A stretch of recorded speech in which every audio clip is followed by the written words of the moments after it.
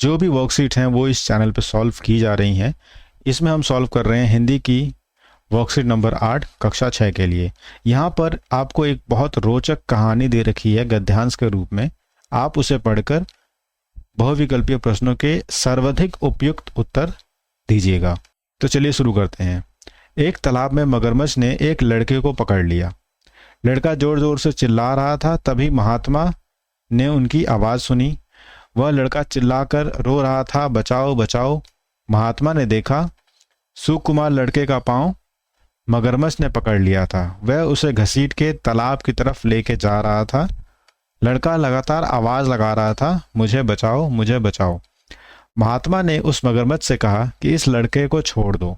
महात्मा के ये कहने पर मगरमच्छ ये कहता है कि यह मेरा अधिकार है कि मैं अपने आहार को ग्रहण करूं। तो इस बात पर महात्मा कह रहे हैं कि मैं आपको मतलब मगरमच्छ को बहुत विशेष चीज़ दूंगा। तो मगरमच्छ ने कहा कि तुमने तप किया है, उस तप किए हुए फल को तुम मुझे दे दो तो मैं इसे छोड़ दूंगा, नहीं तो नहीं करूंगा। महात्मा ने कहा कि मैं अपने सभी जन्मों का तप फल देने के लिए तैयार हूं, तुम इसे छोड़ दो। मगरमच्छ ने महात्मा की तप दान करने के संकल्प करवाया और लड़के को छोड़ दिया। अपने जीवन भर की पूंजी तुमने एक छोटे बच्चे को बचाने हेतु अर्पण कर दी। महात्मा ने उत्तर दिया, मगरमच्छ तब तो मैं पुण्य कर सकता हूँ, किंतु तुम उस लड़के को निगल जाते तो ऐसा निर्दोष बालक वापस मिलता। देखते ही देखते वह लड़का और मगरमच्छ दोनों ही अदृश्य हो गए। महात्मा के पुण्य तप करना शुरू कर दिया।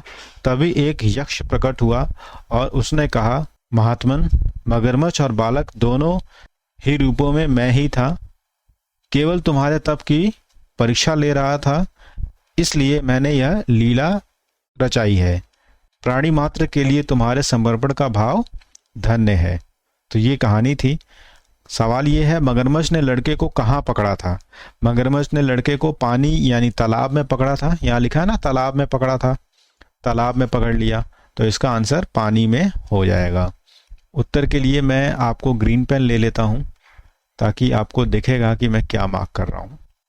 दूसरा प्रश्न है, मगरमच्छ ने किसे अपना अधिकार कहा था? मगरमच्छ ने कहा था कि भोजन मेरा अधिकार है। तो इसका आंसर ख हो जाएगा। महात्मा ने क्या संकल्प किया? महात्मा ने संकल्प किया मगर को भोजन कराने का, बालक को छोड़ने का, जीवन भर की पूंजी। भाई जीवन भर की पूंजी देने के लिए तैयार हो गए थे महात्मा जी। तप दान करके जो संकल्प करवाया उसके बाद जीवन भर की पूंजी देने के लिए तैयार हो गए थे। मगरमच्छ ने महात्मा को धन्य क्यों कहा? इसका कारण है समर्पण भाव के कारण।